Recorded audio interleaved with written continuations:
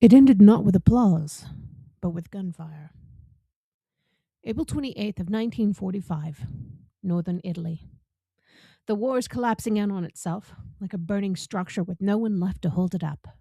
Roads are clogged with retreating soldiers, abandoned vehicles, and civilians trying to stay ahead of something that they simply cannot outrun. In the middle of that chaos, a man who once commanded millions is no longer standing above the crowd, standing on a balcony. Instead, he's standing beside a wall in a small village, far from the grand stages where he had once shaped the nation's directions.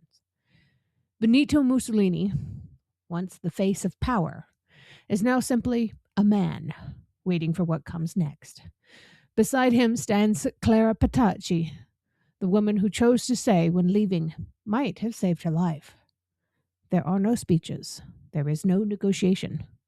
There is only a moment that feels both sudden and inevitable. To understand how it ended up this way, you have to step back just a few days. Mussolini was not preparing for a final stand. He was trying to escape, as Allied forces pushed deeper into Italy and his own support collapsed. He made a desperate decision. He would flee north toward the Swiss border, blending into Germany and to a German convoy that was already retreating. It was not a bold plan, but it was a quiet one. He wore a coat pulled tight around him and a helmet lowered to hide his face. This was not the image of a ruler. This was a man trying not to be seen, for once. Clara Petacci did not leave him. That part of the story often surprises people, though. She had opportunities. She had chances to step away, to disappear into the chaos, and to save herself. Instead, she stayed. Their relationship had been complicated for many years. She had admired him since she was young, writing letters filled with devotion long before they ever met. When they finally did meet, that admiration turned into something more enduring, something that followed him through the height of his power and into even his collapse. She did not demand anything from him. She did not try to reshape his life. She simply remained. And in those final days, that decision carried a cost. The convoy moved slowly through northern Italy, trying to avoid attention, trying to slip through a country that was no longer under their control. But the problem with disappearing is that it only works if no one is looking. And by April 1945, everyone was looking.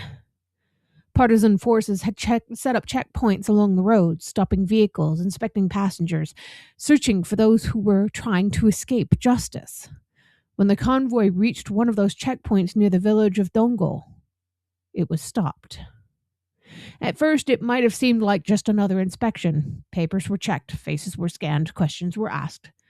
But then something shifted. Mussolini was recognized.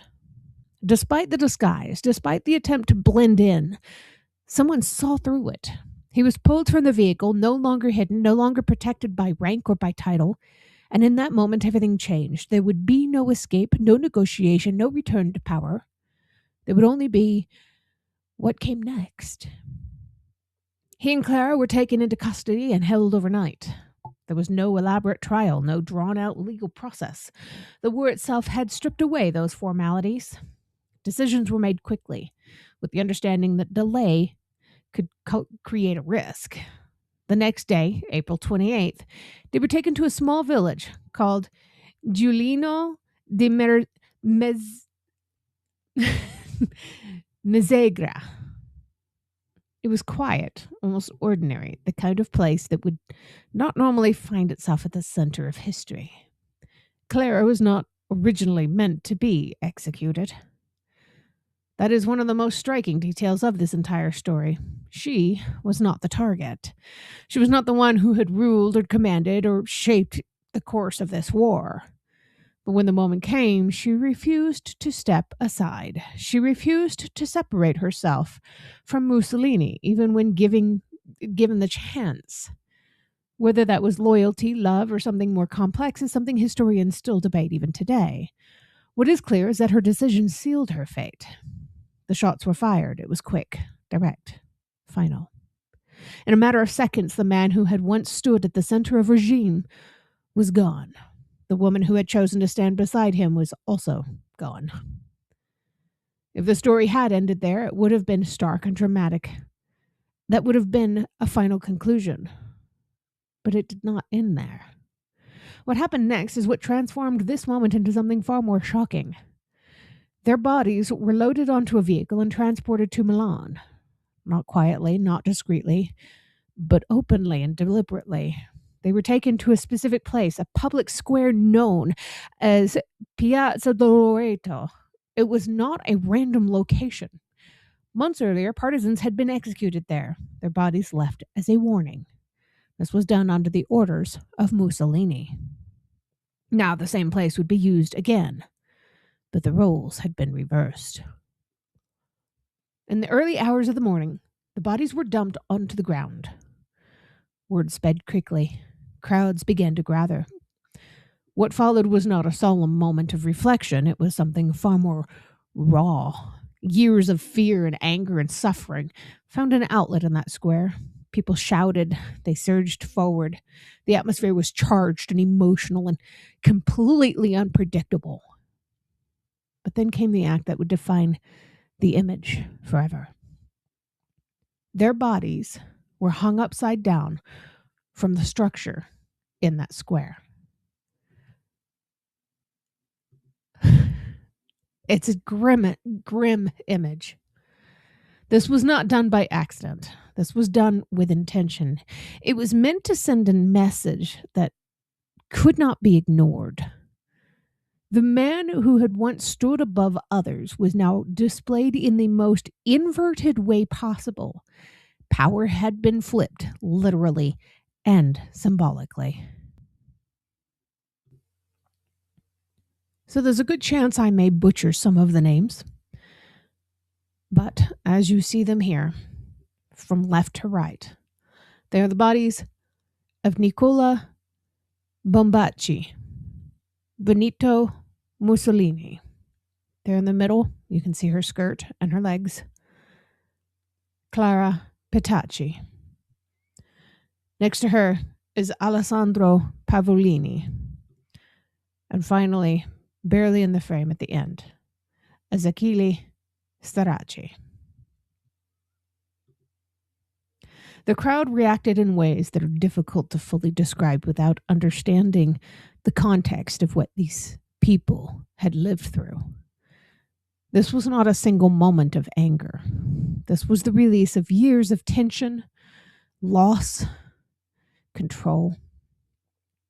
The square became a place where emotion overtook restraint, where the end of one era was marked in a way that ensured that no one there would ever forget it in their lifetime.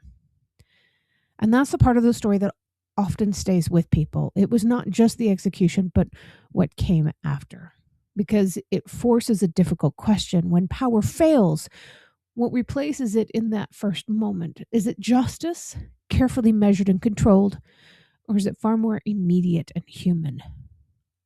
Was this justice or was this revenge? Mussolini's story is often told as the rise and fall of a dictator, but his ending is something else entirely. It's a moment where history stops feeling distant and starts feeling very real, where decisions are no longer made in grand halls, but in small villages and crowded squares, where the consequences of power are no longer abstract, but visible and palpable. Clara Petacci's presence in that story adds another layer to it. This woman was not a ruler. She did not command armies or shape policies, and yet her choice to remain changed how her story ended. It's a reminder that history is not only shaped by those at the top, but also by those who chose to stand beside them and kept choosing to stand beside them. By the time the bodies were taken down and the moment passed, the message had already been delivered. The era was over. The image had been burned into memory, and the story had become one of the most striking killings of World War II. There's something unsettling about how quickly all of this happened. A man who once held absolute power reduced to a figure in a crowd. A woman who chose loyalty, sharing that same fate with him. A public square turning into a stage for one of the most visceral moments of the war. History often feels distant, like something contained in books and dates. But moments like this remind us that it is made up of real people, real decisions, real consequences. And sometimes those consequences arrive all at once and in a very ugly way. So here's the question I want you to think about, and I want your answer in the comments, because this is one of those moments that really makes you stop and reflect, I hope. When someone like Mussolini falls, do you believe the way that history ended was justice being carried out, or do you think it crossed into something else entirely? And if you enjoy stories like this, make sure you follow the Facebook page for more deep dives into history's most fascinating moments, and subscribe to the podcast so you never miss an episode. I'm sure I have more dark history coming up soon.